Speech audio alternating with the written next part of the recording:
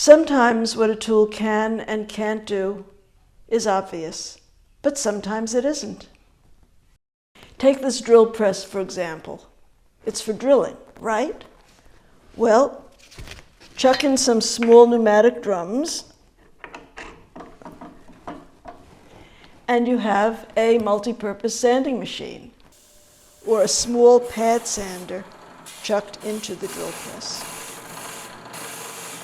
Use a round inflatable sander to sand the inside of rings. I actually spend more time sanding at the drill press than drilling.